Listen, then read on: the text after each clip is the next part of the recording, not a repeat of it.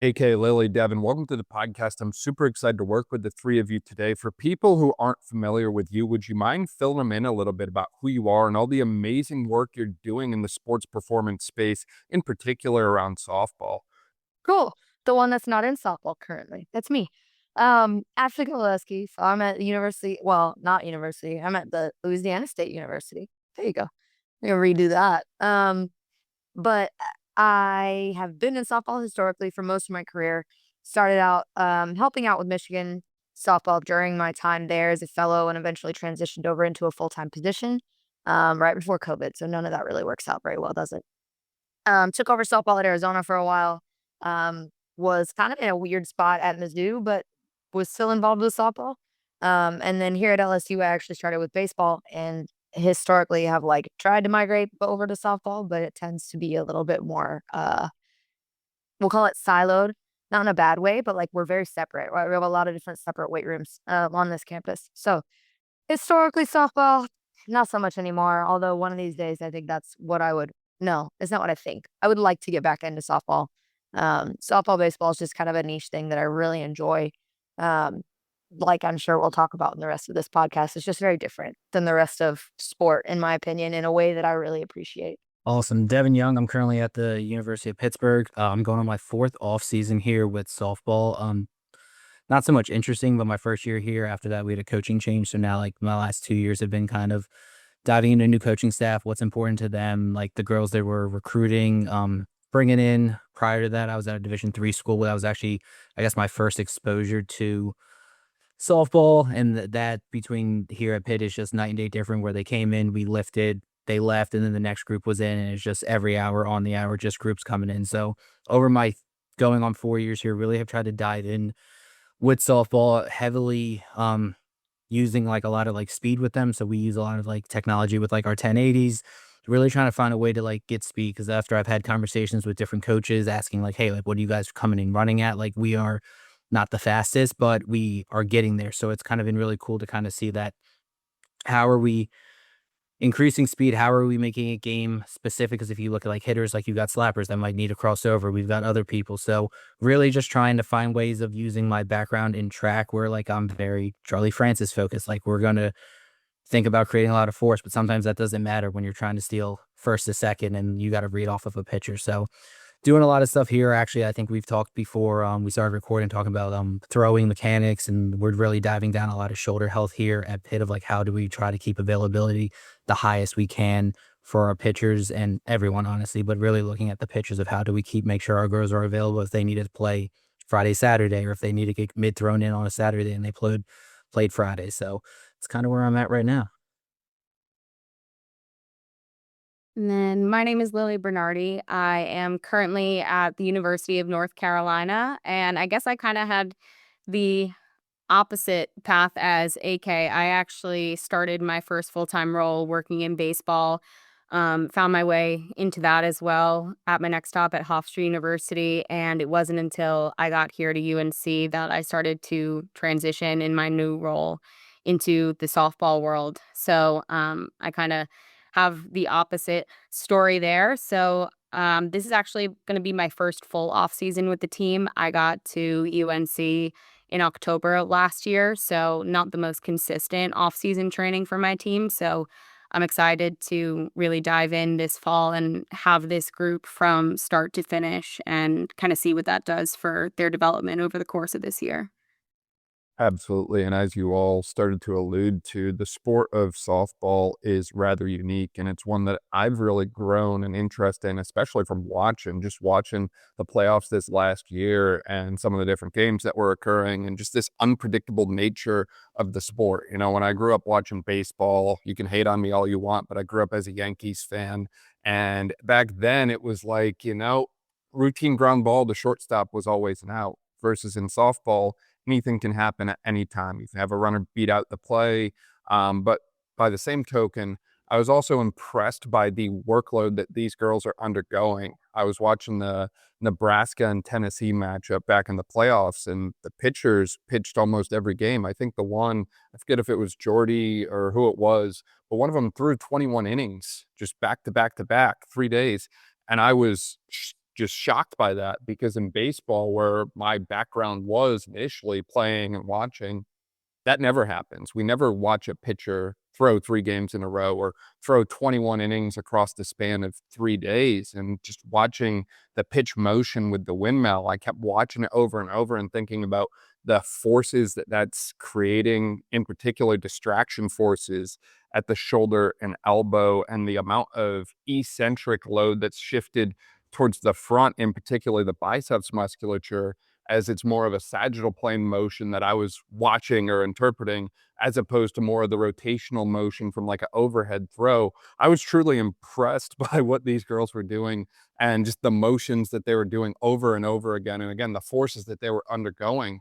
And I wanted to dive into that a little bit more, because knowing my background and knowing some of the past podcasts, I think we were too biased into thinking that maybe we just treat softball athletes like baseball athletes. And now I feel like we couldn't be more misguided. And maybe softball needs its own array of interventions. Maybe it needs its own return to play process. Maybe it needs its own unique considerations from a sports performance standpoint, because it's so unique compared to baseball.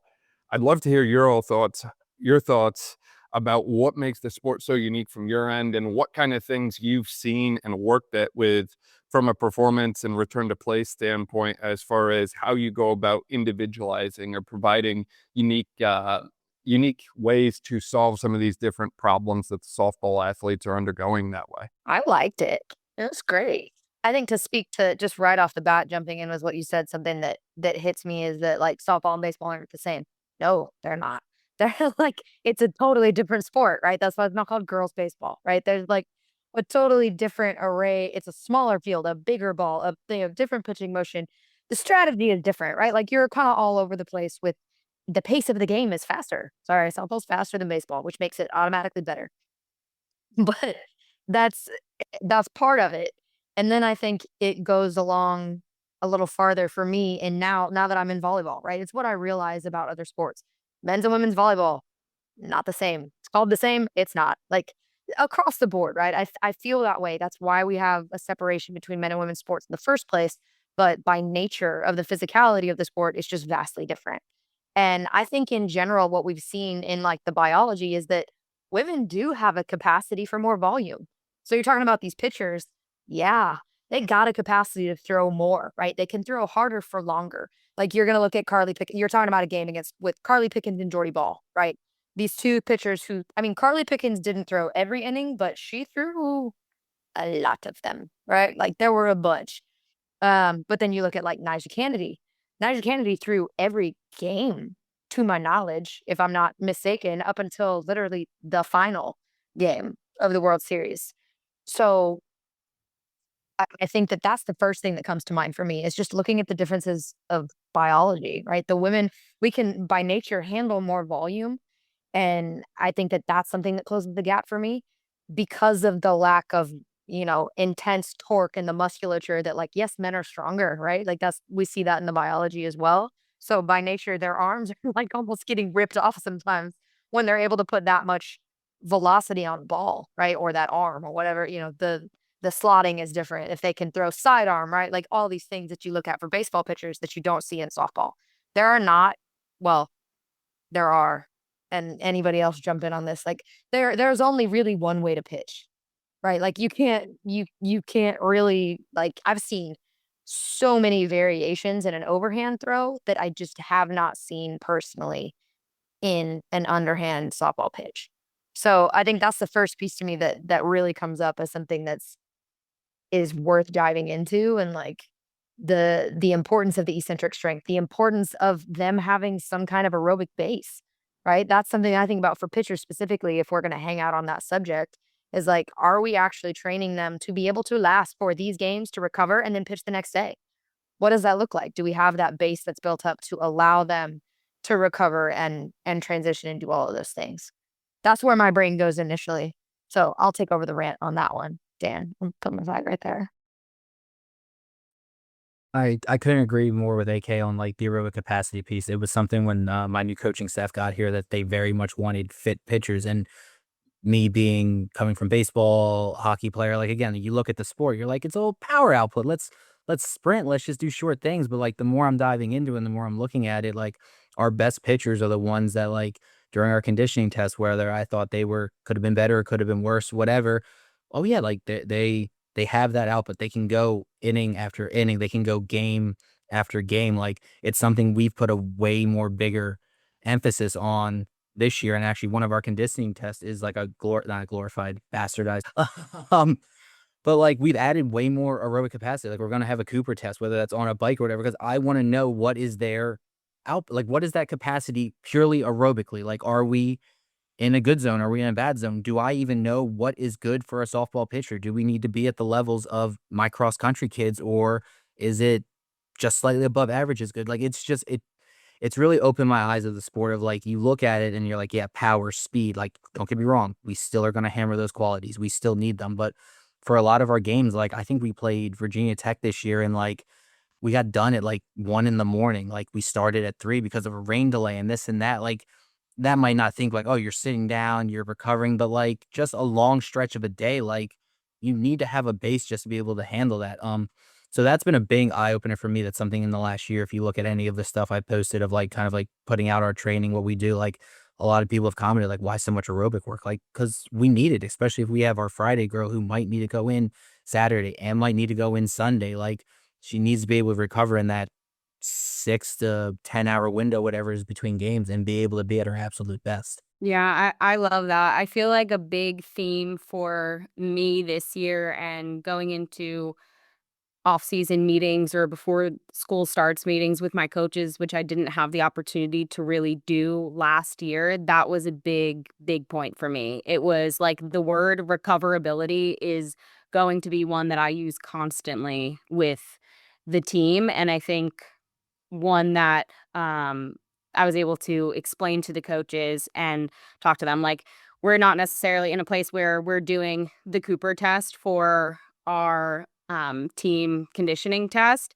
But to me, I emphasize to the coaches, I will handle conditioning tests like however you guys want. But the biggest thing for me is how we're training in between those and the qualities that we're training in between. So I think it's always great to have a metric and have a measure of whether it's how the individual is with their conditioning, or we do more of like a team style conditioning test. That's just the approach that our coaches like to take. But the word recoverability and that aerobic component is something that we're really going to be training in between. And then just going back to the differences between baseball and softball, when I was applying for this job and I had baseball background, I worked with my coaching staff previously to be like, okay, this is kind of a good in-season outline for our pitchers, whether it's starters who are more consistent or relievers. And this is kind of what maybe the day after or day of a game could look like in the weight room or recovery wise.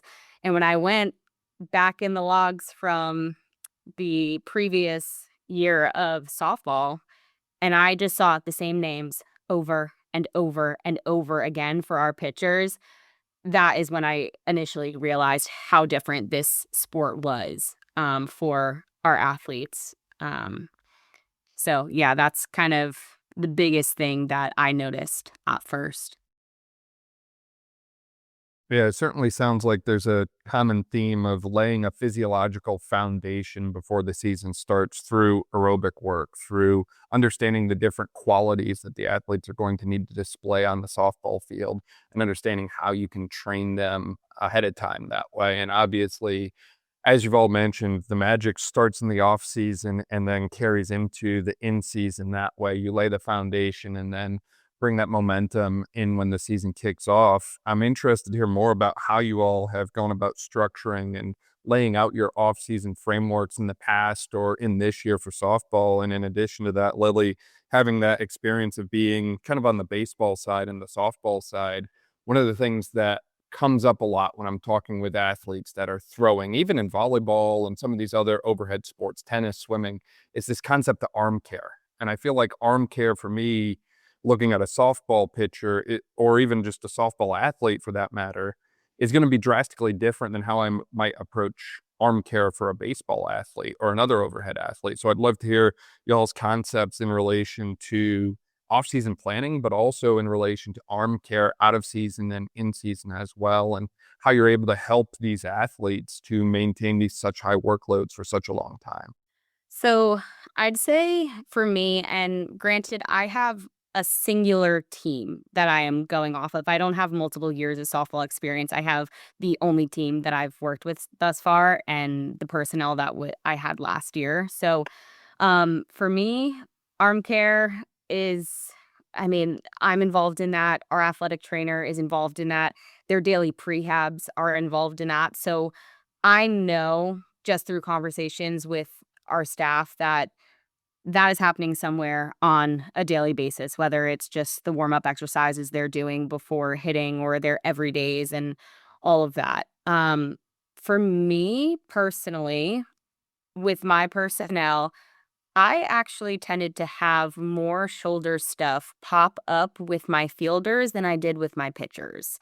That's last year specifically. I can't say that is the same this upcoming year, but that was something that was different for me. And our outfielders, our infielders, they're throwing more overhand than our pitchers. So that was something that was kind of unique for me to experience because I didn't know what I expected coming in. So that was something that I was like, I can't just emphasize it for my pitchers. It needs to be in our program every day, whether it's, I do a lot of different variations of external rotations and posterior shoulder work, but also like mobility and some like loaded mobility. I have kind of gone down the wavelength of, if anyone's familiar with like kilo strength and kind of some of what they do, they're big on just doing a lot of pre-work. So prior to pressing, we're doing some loaded shoulder mobility, whether it's a fly, whether it's a dumbbell pullover. Um, I started using it honestly with one of my gymnastics teams because I found with like a squat, we had a lot of knee tendonitis. So doing like more knee extension prior to squatting and just getting more blood flow to those joints, I found to be helpful. And I was hoping it would have the same kind of translation when it came to maybe opening up the shoulder a little bit prior to doing any of our pressing or pulling. So that's something that I have started to do a little bit with my teams. This is actually right in the rabbit hole of why I was slightly late before we started this of talking about arm care. So we were kind of the opposite where we've had a little bit more pitchers in the last year, and a lot of that has stemmed from this probably be a rabbit hole I'm going to come down, and maybe AK can talk about this more being in it longer with softball, but like girls are playing so much softball before they even get to us, whether that is a club team, that is a tournament team, that is your high school. I think like forget what meeting I was in, but it was like some of these girls are playing like 7, 8 games in a weekend, and you might be the best pitcher on that team. You might be going for most of those. So for our off season, um, is going to be more thorough in our first week of a pre-screen. So using our force plates, using our force frame, getting a better understanding of like, do we have a large asymmetry? Do we lack strength? Where do we need to go? Because I can come up with the best plan or give you the best exercise I think that are going to help you prevent this. But if I don't know where we're starting from, I don't know where we need to go. Do we need to lengthen tissue? Are you kind of more tight on your one side, looser on the other, the way we throw?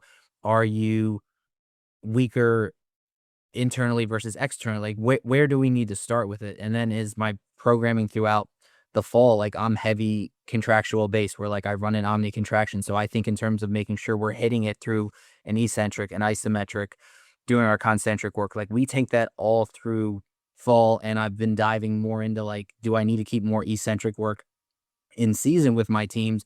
And the mindset's always been like, oh, they're going to be more sore, they're going to have more DOMs, but like Ake was talking about like the forces, or maybe it was you, Dan, I forget, of like just the eccentric on the bicep during the throw. Like if I'm taking that out, then the only stimulus they're getting is through throwing.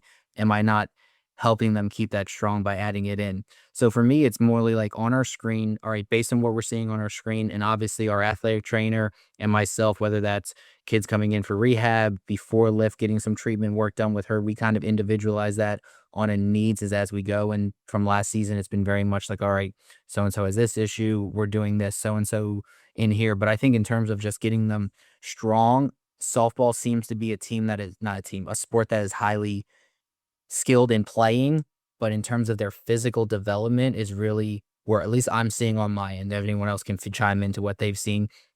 It's not the case. They're not spending the time in the weight room getting stronger as they are just playing these multiple games, these multiple teams, this tournament softball where it's just constantly throwing. So that's kind of where I'm at with like the rehab. We're definitely trying to be better of like a system of like, all right, this is what I've got in the weight room today. It's maybe just specific to our shoulder health. How is our athletic trainer going to build off of that?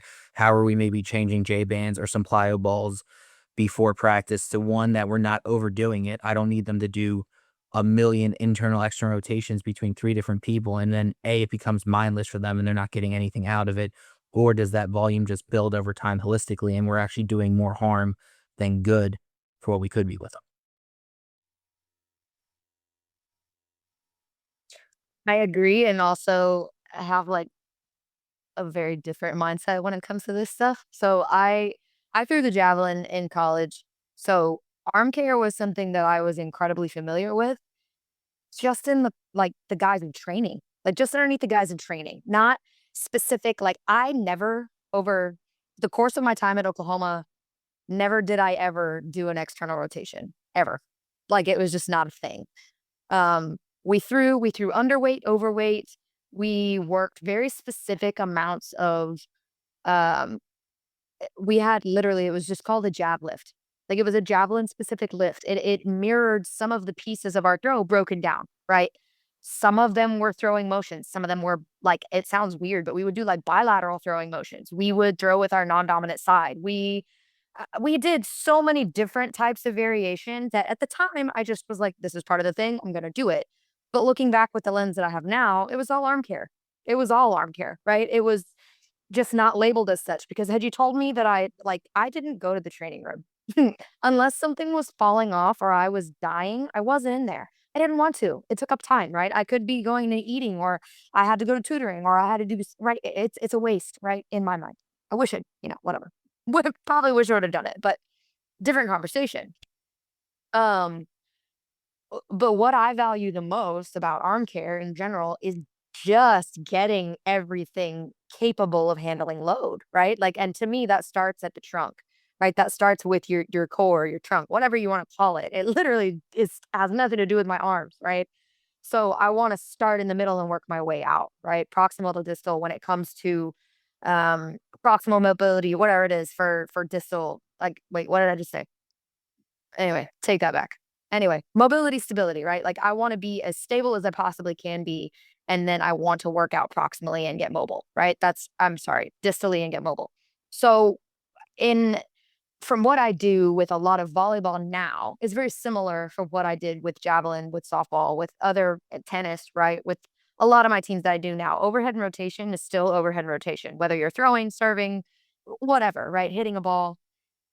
And so I think that I took out a lot of the external rotations and a lot of that because let's be very real with the forces that you're experiencing when you throw are so high, right? Like so high that me going and doing a few external rotations with J bands before I throw has actually done zero for me when it comes to the torque that I'm about to experience when I actually throw a ball and not even throwing it hard. So while I think that the routines and like everything that we do has value because it's part of the prep, right? Sometimes it's just mental and it's the flow that these athletes get into. Um, I'm looking much more at like overspeed stuff, perturbations, right? Like some very purposeful work that is causing either co-contraction or like what am I actually looking to do at the joint that we're worried about at whatever it is at the time. And working out, right? Making sure that I mean I've had softball players in the past which is absolutely wrecked wrist mobility, right? Their forearms are weak or they're exactly the opposite from you. It sounded like Devin when I had dogs in the weight room. Like if they could have been in the weight room every single day while I was at University of Arizona, they'd have been in the weight room with me every day. They were freaking dogs. They loved training. They loved speed work. They loved the things. Well, most of them. I'm not gonna speak for all of them, but a majority of them were really bought into what we were doing. So we had, like, I'll give you an example, right? We had an off day. every Monday, right? Because the way we travel, everything's trash. There wasn't one person I didn't see on Monday because they would all come in and want to lift on Monday when we got back. And that was just, it speaks to the culture, right? I'm not trying to take credit for any of that. That's not, we're nowhere near that. But those, they saw, right, the transfer. And nobody had the same lift, right? Some of the big girls, some of my big, we'll call them like my force dominant kids. That's what I call them. They're not my big kids. They're my force dominant kids. They lifted differently than my slappers, right? Who lifted differently than my pitchers, who may have lifted differently than my outies, right? Never know. Sometimes they're all across the board and all different. But at the end of the day, when we come back to the arm care, to me, again, for pitchers especially, a lot of it starts at their low body, right? If their legs are weak or their hips are immobile or they're, whatever, you see issues from the ground up and it translates, right? It can translate into massive amounts of shoulder pain for them or, whatever kind of an issue that we're seeing with the arms. So to suffice that, let's just like pull that all back together and that like, I don't really love just specified arm care, but I do love throwing it into training in different ways, whether that just means loading and loading differently and getting just freaking strong. And then same deal, right? Strength at length, call it. That's somebody's Jordan Burning Griffiths. That's somebody's like whole tagline, right? Is making sure that we're experiencing full range of the motion, that we're pretty comfortable in them, making sure we're not experiencing pain or impingement, and then working it out from there and seeing what we're capable of. Going back all the way, way back, I used the on-base U assessments. So TPI did a version essentially of the same exact assessment, but for softball and baseball specifically. And Coach Candrea is a gem and put me through all of those things, the softball, the baseball. I mean, the man put me through everything because he wanted me to understand it all. And it is time consuming and sometimes terrible, but it'll show you what you need to see just through the lens of softball, baseball specific work. So I'm gonna end it right there because I can keep going on that one. I feel like AK, what I love that you brought up, and this is kind of like somewhere that eventually I thought the conversation would come to, is how it's all related, right? Like you were talking about trunk stability, allowing for the distal mobility, and right, like I didn't have a ton of pitchers last year that had shoulder things, but man, we had low back stuff. Like that is what I experienced. So a really big theme for me this year is postural control, core engagement, even when we're tired, like incorporating that into some of my aerobic work. We're going to be doing sleds. We're going to be doing our shuttles. We're going to be doing our tempos, but we're going to be doing med ball circuits, core circuits in between because they need to maintain that when they're tired. And that's just from, some specific injuries that we see with our team or things that pop up within our team, but it's just like all related. So I love that you brought that up because that's kind of like something I just saw the other end of it. It's interesting too. I'd love to hear more about y'all's assessment process for softball athletes because obviously some of it is very visual in nature, observation in nature, versus it sounds like some of it is also very scientifically tech driven.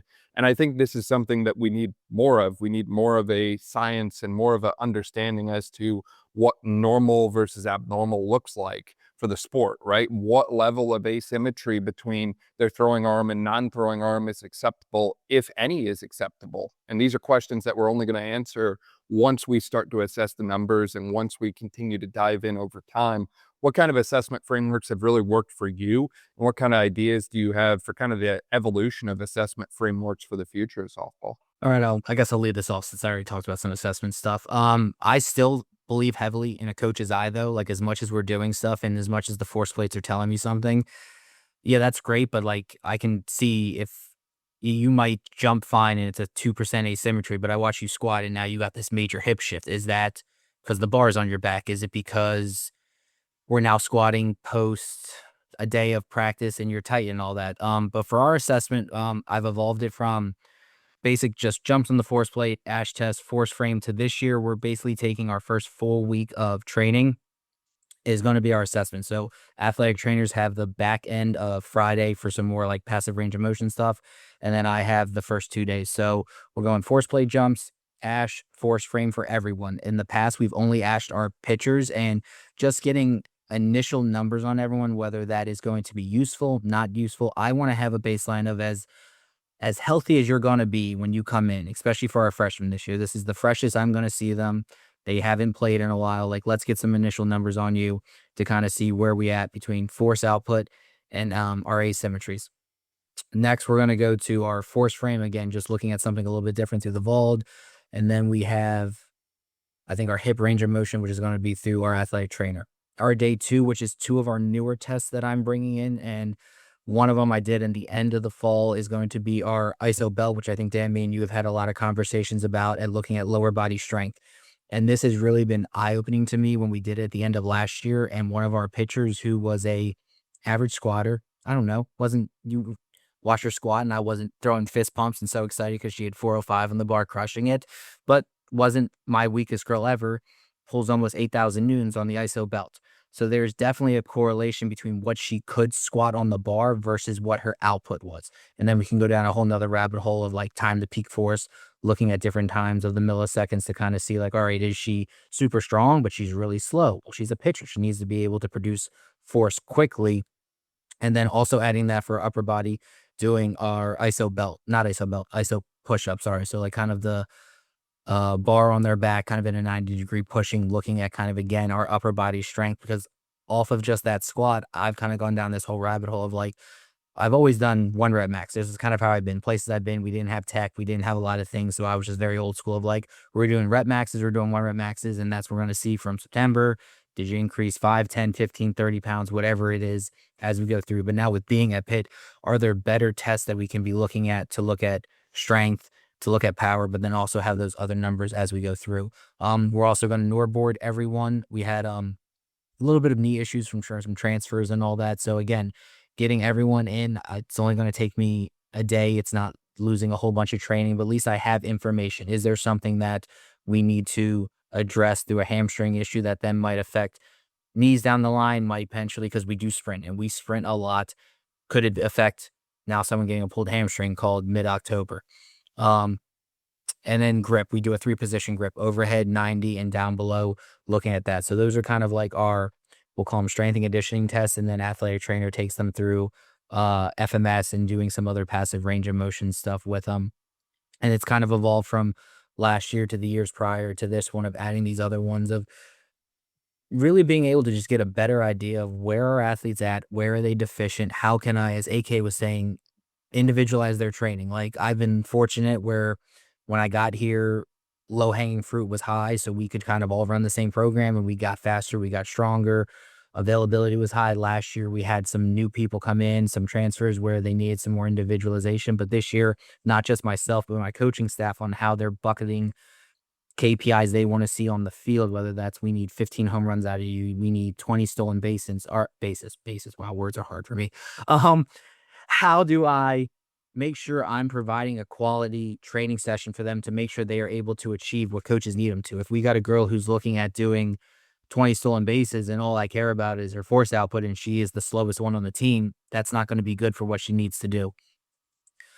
But that's kind of how I'm looking at our assessment and our testing. And then through the 1080 stuff, really, I'm just using it to look at a little bit of individualization for our sprinters. A lot of return to play has been on that. So we've had a girl with an ACL last year. So it was using that to just kind of see over time, all right, what does that stride look like? What does the right to left frequency look like? That is way more on a return to play basis because we only have one. So it's hard to get 25 sophomore girls through it. I tried it one day for a training session and it was a terrible fail. I agree in a lot of ways with that, especially the last statement. That resonates with me because I used to do the whole like first week, like let's go, like let's get all these assessments in, let's do all this shit. I don't do it anymore with any of my teams. I am one of those like let's assess as I go, and I'm not saying it's right, wrong, or indifferent. I think everybody has their structure and what works best for them, especially when it comes to like pulling in your athletic trainers, pulling your new PTs. Like if everybody can kind of do that, and I defer a lot of that stuff out. I'm like, hey, for athletic training, can we do this shoulder test and this test for the hips and this like for volleyball? Can we do this one for the ankles? Can we do like whatever? And I think that for me historically has worked better because I also, shockingly enough, haven't had access to a ton of technology for the first, I don't know, 4 years of my career. I had very little access. We did not have force plates at Arizona. We didn't have any when I was there. They have them now, of course, because why not? But um, there are things I just didn't have. So it was like, okay, what are we looking at, right? Do I go ahead and get a force velocity profile on some of these athletes in certain, with certain movements and certain ranges of motion? And that's kind of where I landed. And so that's something for me that I really value. I'll do a force velocity profile on everybody because I can do it and it can be my original right off the bat training session. It's very low technicality, right? Like it's not technical. Nobody's going to get hurt doing it unless we just don't listen, which I'm not saying it can't happen, but I don't want it to, right? But there are those things that I think for me, it's just condensed it a little bit and made things simpler for me to do over the course of the first week, 2 weeks, 3 weeks if I need to, because I am very selfish with the time that I get. And I'm very intentional about, hey, how am I programming this in over the week to make it make sense for what we're doing right now? On top of any transition and return to play bullshit that we have to follow, right? 50, 30, 20, 10, right? Whatever you want to sit there and tell me lies. I don't that if we all did that, and let's just be real, you can delete this part out if you want. If we actually did that, we would legitimately waste so much time, we would never get anything done. If we transitioned them like that after every time that they had like something crazy happen and we cut volumes so severely, going back to what Devin said about the coaching guy, right? At the end of the day, like I'm going to go in best practice with everything that I know to do at volumes and intensities that makes sense, right? Um, but to keep my certification, I always adhere to those return to play guidelines after they've had a break of 2 or more weeks, always. Um, but throwing those things in over time for me has been so helpful. And so right off the bat, we're learning what I want you to do and then sprinkling in assessments within the week, the 2 weeks, right? Whatever it is. And I do that at 3 points during the season. Now, with softball, I would do it actually at 4 points during the season, right? Beginning and end of our off season and, beginning and end of our in season. And that told me a lot about where we needed to be and what the summer could look like. And I don't believe in a throwing shutdown. We would do an overhand throw and an underhand for some of the pitchers, right? Whatever. We would do an overhand throw to see like velocities. And there were at the time, they would tell them, hey, don't throw for however many weeks, however many months, right? Whatever that looked like.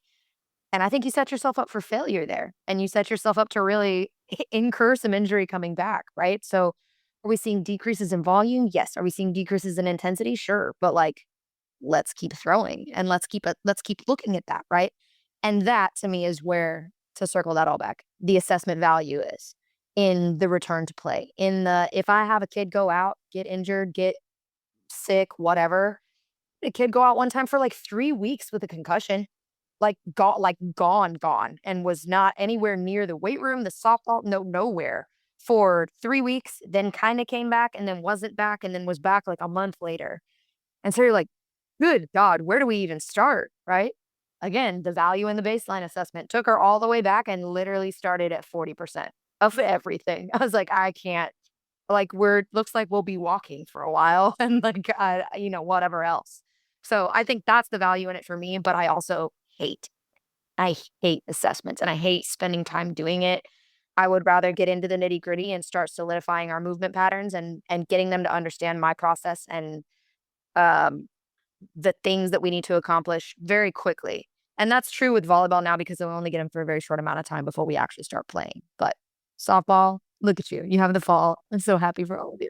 I will say, okay, before Leah hops in, I'm so glad I'm not the only one that feels that, because doing my annual plan of like, all right, this week is assessment, and then trying to be like, well, I'm losing this week and I'm losing that. That's another week we could be doing 3 days of hinging to make sure I'm glad I'm not the only one who also doesn't like, is this the best thing I should be doing? Yeah, I very much used to be that way too. Like week 1 is testing week. Now currently, like our team, it's week 1 for us when school starts isn't necessarily like a training week for the team because physicals are still rolling in and the timeline with that. So it is we get 1 day pretty much, or I asked for 1 day to come to the weight room to get all the things that myself and our athletic trainer wanted to test them in. But it's a mixture. In their physicals, we were able to incorporate some of the internal and external rotation, like a horizontal abduction with the dynamo is something that was new this year that we wanted to bring in.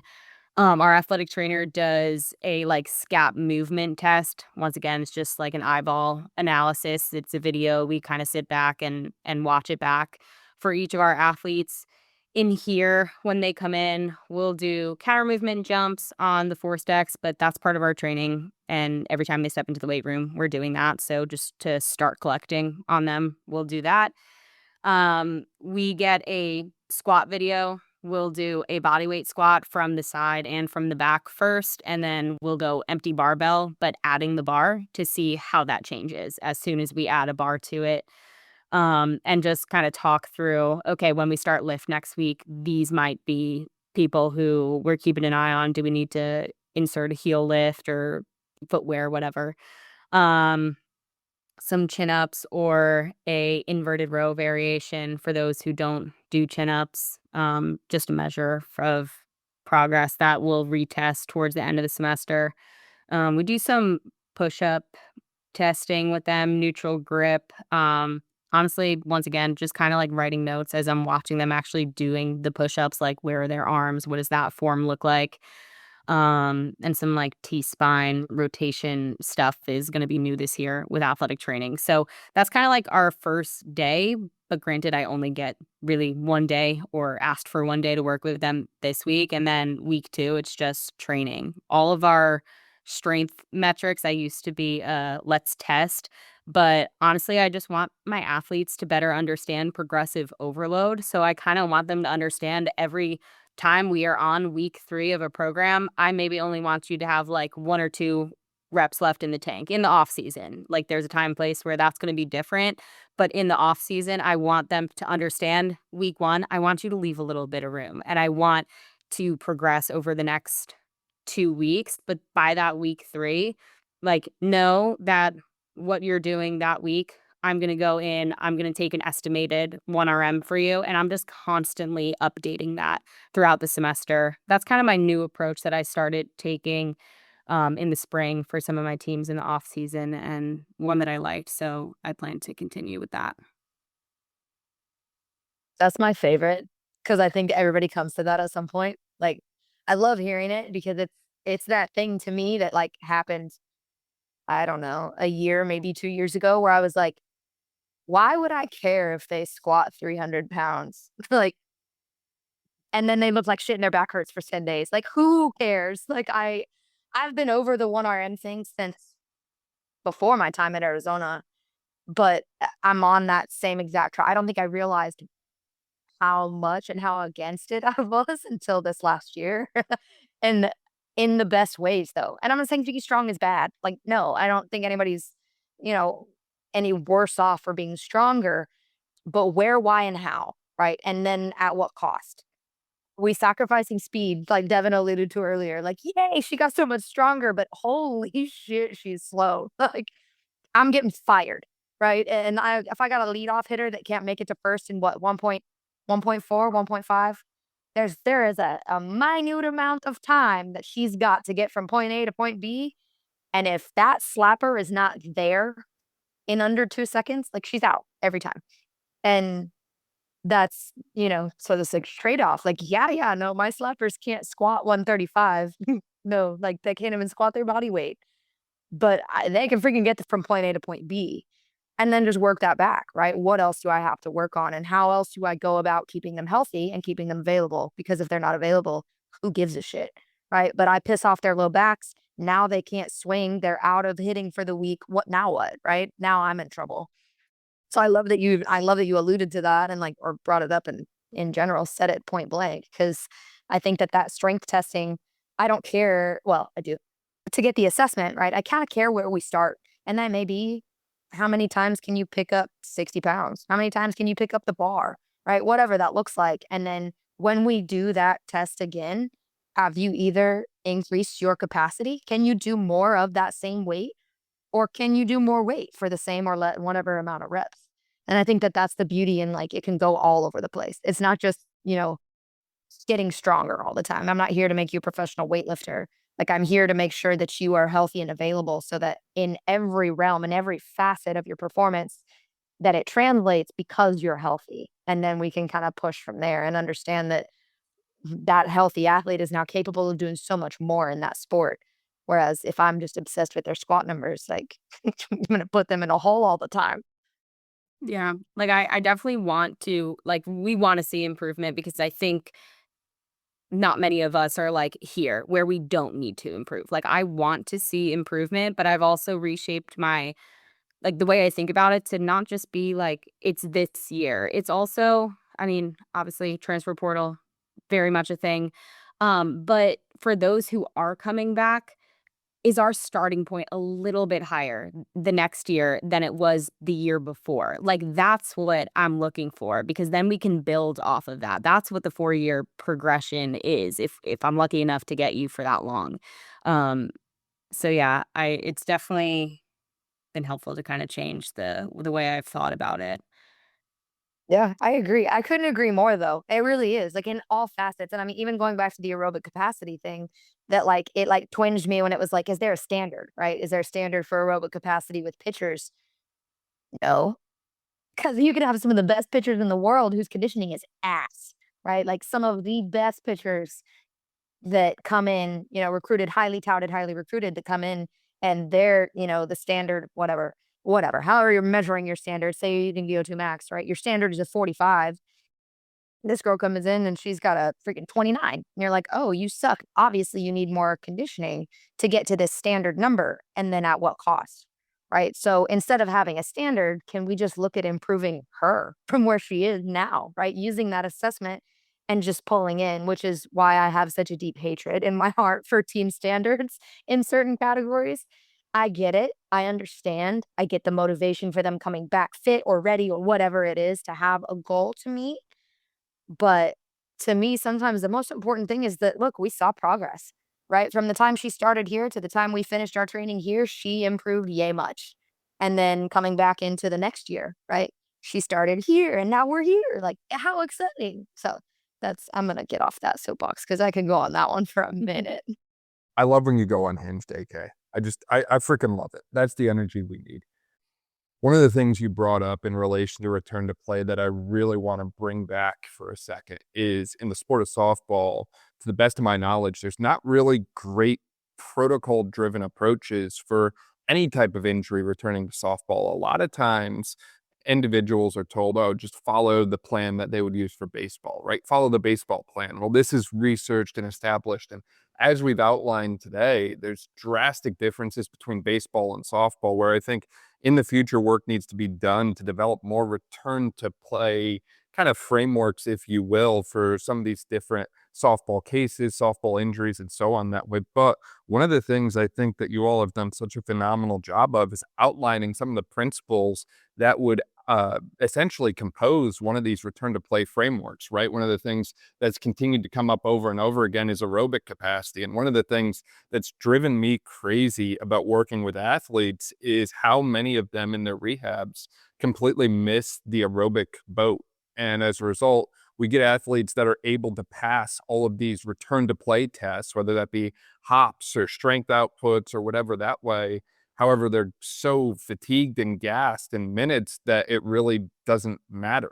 None of it matters because they're not conditioned enough to return to their sport. So I think in relation to return to play for softball, having aerobics become a part of that, aerobic conditioning that is, become a part of that process, in addition to having that end in mind, whether that's assessment information that you got from them previously or assessment information that you're able to kind of collectively pull from your testing that you did with your athletes as a whole, as a team that way, having some kind of end in mind approach. And I think on top of that, you all have brought up a number of times about the multidisciplinary approach that you all have at your universities, how ATs are collaborating with you and so on that way. And I can't tell you how instrumental I believe that is to the success of an athlete returning to their desired level of performance following an injury. Because when you're at the Division I level, or really any level, in my opinion, your goal should not just be to get them back to their sport, but to their desired level of performance, or even beyond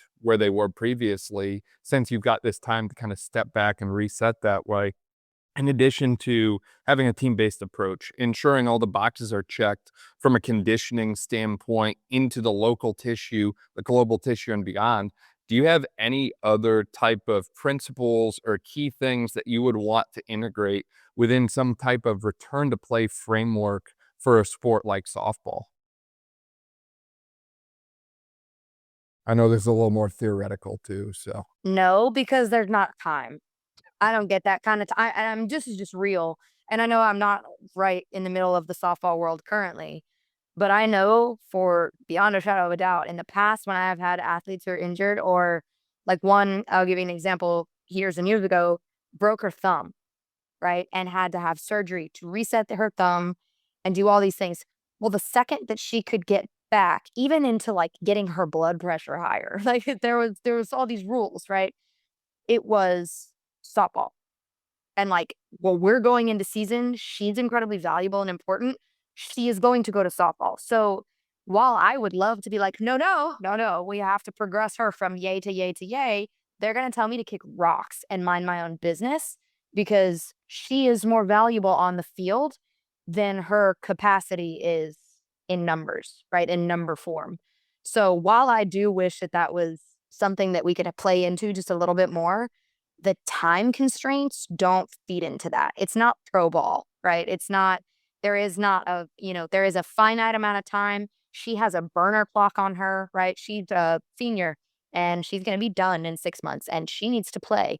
And so there are situations like that where I'm like, cool, I could have all that information and I could make sure her fatigue index, that window has closed on the fatigue index, making sure that she's ready, like in every facet. I can make sure the throws counts go back up, right? Whatever it is that we're looking at and considering for that athlete's return to play. But in my world, even now, like honestly, even now and in volleyball, same deal.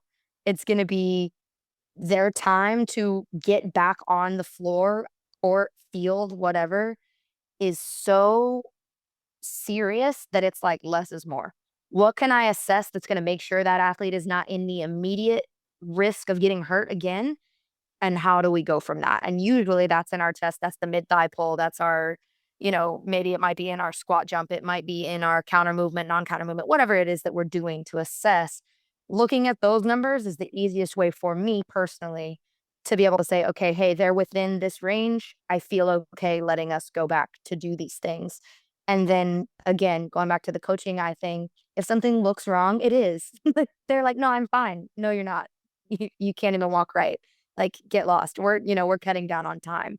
And if you're able to spend that much time at practice, games, whatever, to look at them, to eyeball them and go, hey, something's not right there. Somebody's not moving correctly. And then we can call it back. For me personally, that's better than for me to throw numbers up because the numbers sometimes make me a liar. I can literally look at these numbers and say, hey, nope, she's not ready to go. And then she goes back and practices and blows everybody out of the water. And they're like, you're a dumbass. I am.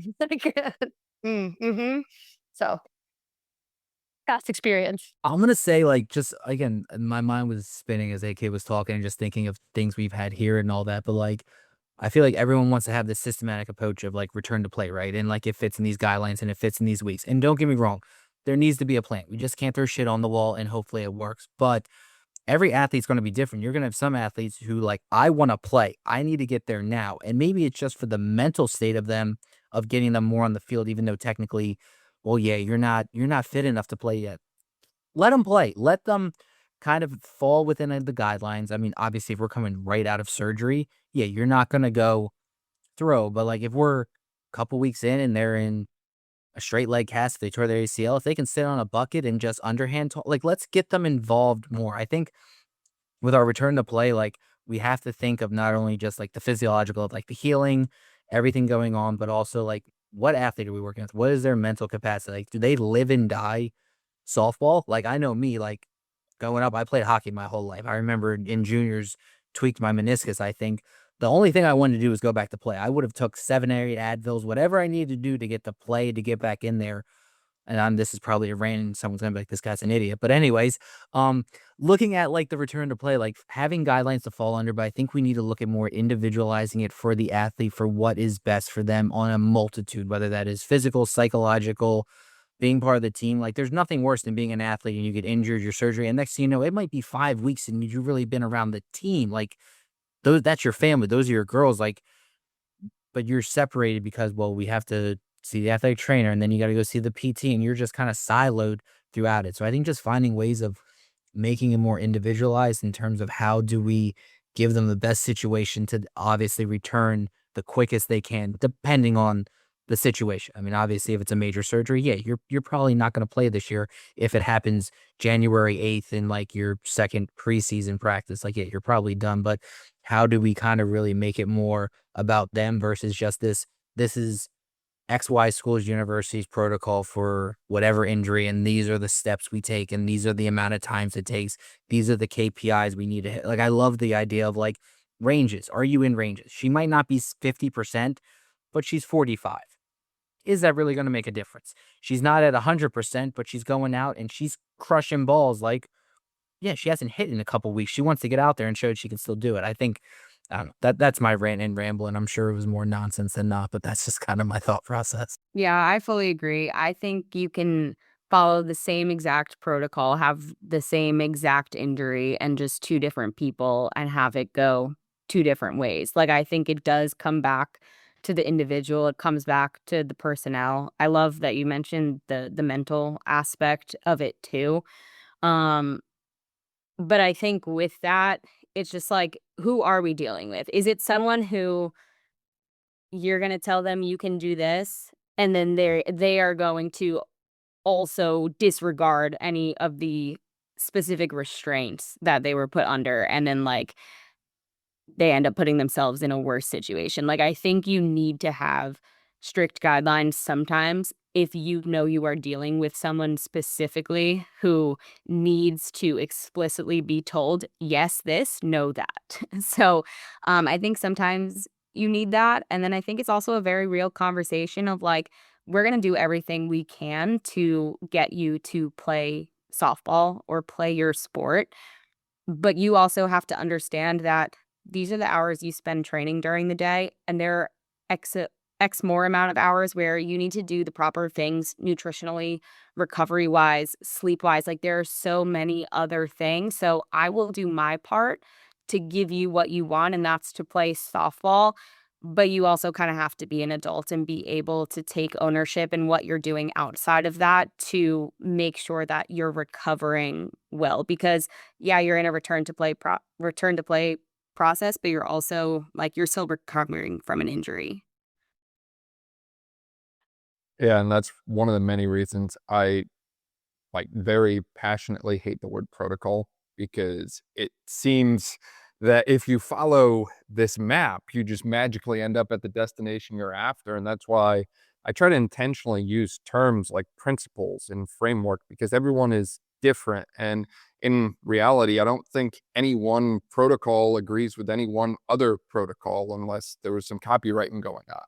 So I think at the end of the day, as long as you understand the underlying principles and how to provide them for your athletes, then you're on the right path. And as you alluded to there just a minute ago, it comes back to knowing the athletes that you work with. And a lot of the times people look at some of these different sports that I've done roundtables on, like field hockey, like lacrosse, like softball, and they say, well, it's not football, it's not basketball, it's not baseball. It's not one of the sports that I want to work with. So as a result, they don't invest the same amount of time and energy into it. And it breaks my heart every time I see it, because at the end of the day, as long as you take the time to know your athletes, put in the time, the effort, and the energy, it doesn't have to be a 100% perfect return to play process. It doesn't have to be the number one exercise for this condition and that condition and so on that way.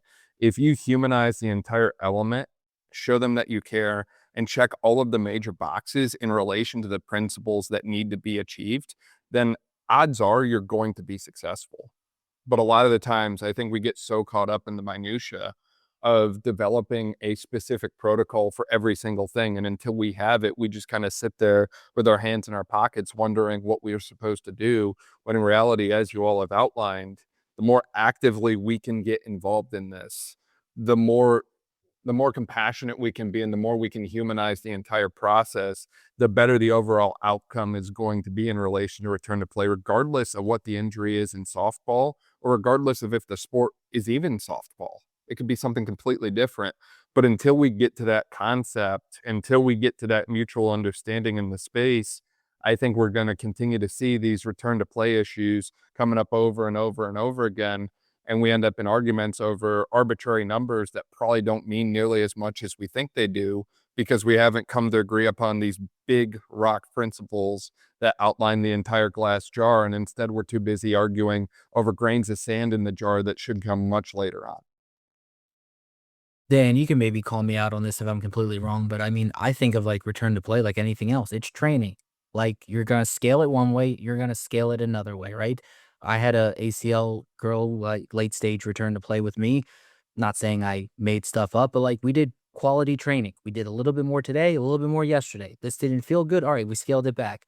All right, 3 sprints. The fourth one, your knee started to hurt. All right, let's scale it down. 15 yards felt good. And we just kind of had this intelligent way of training where it's just like, let's just ebb and flow with it. Let's kind of make sure like we're progressing week from week and we're kind of trying to push that needle moving forward. But I think sometimes with RTP, it's like we want to be so specific with it. Like it's training. Just find where the baseline is and then progressively move it weekly, monthly, however you want to look at it. And again, if I'm completely wrong, please let me know. I'll learn something on this.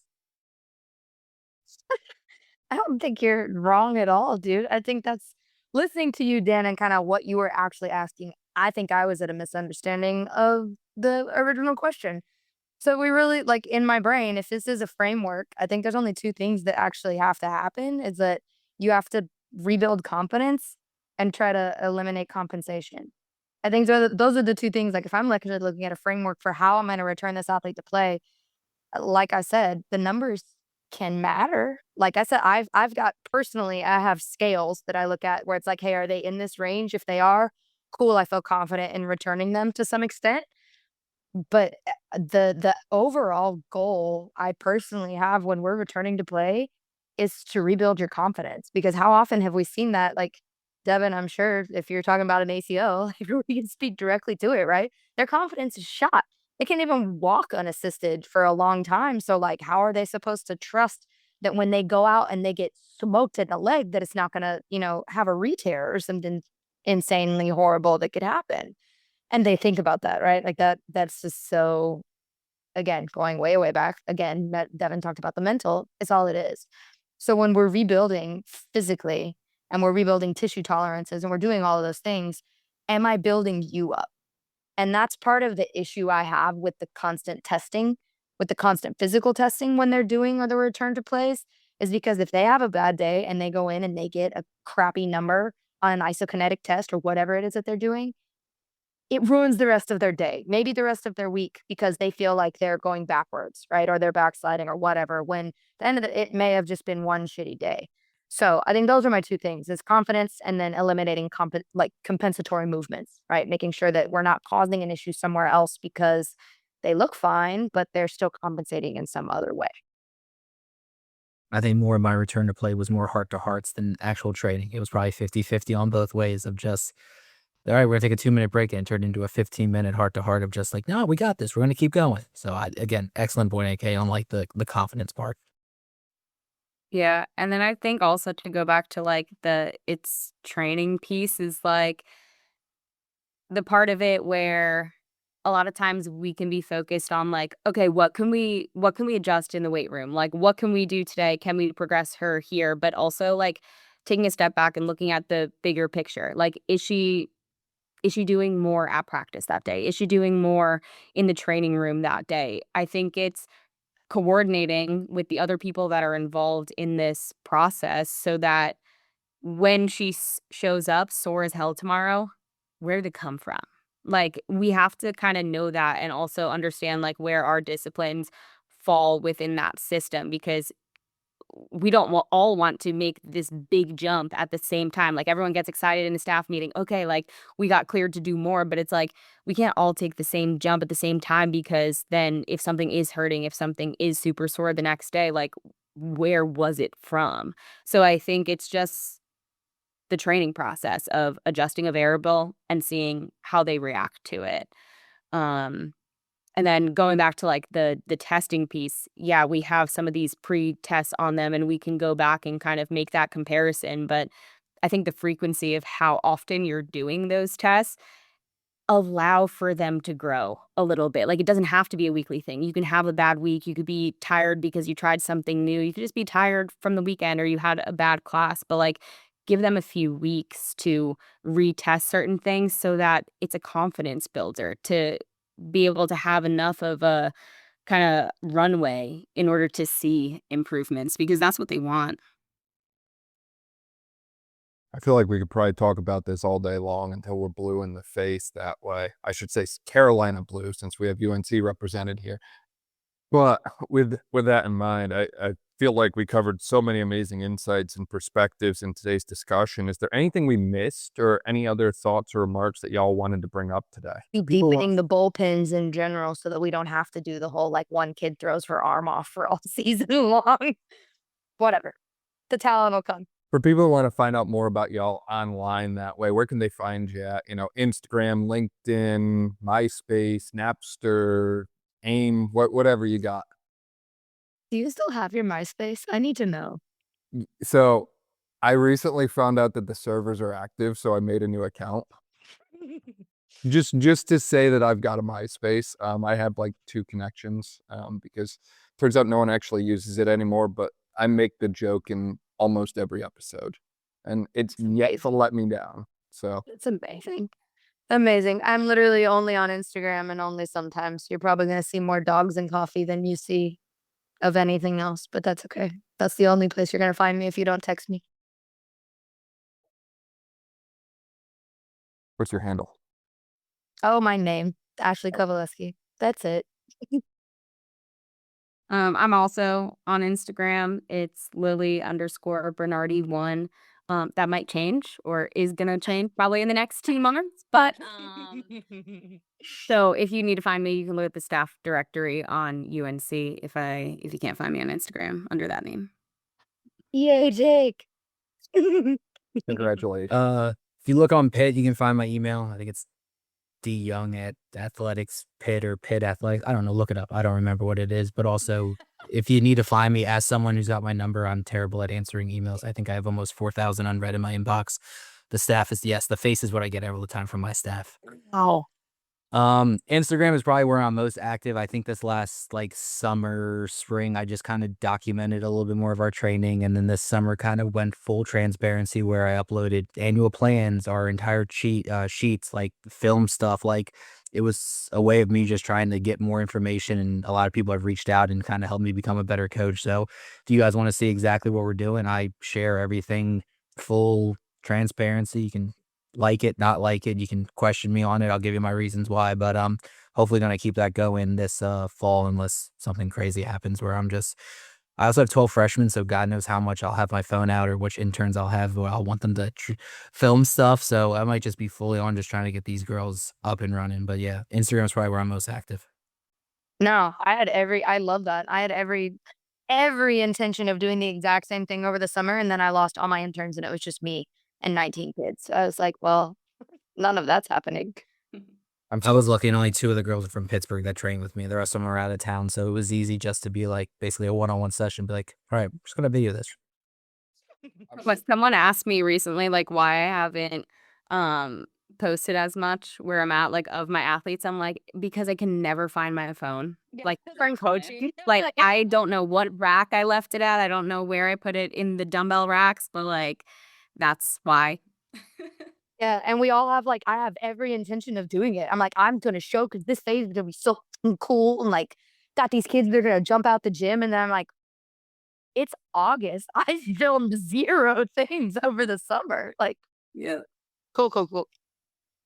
Oh my goodness. So that explains why I haven't seen any of y'all on TikTok yet then. No, not what you'll never see me on Yeah, TikTok. no. I It's don't- too I don't late. If you don't understand it. have I it don't by get it. now, Yeah, can't get it. I'm 32 years old.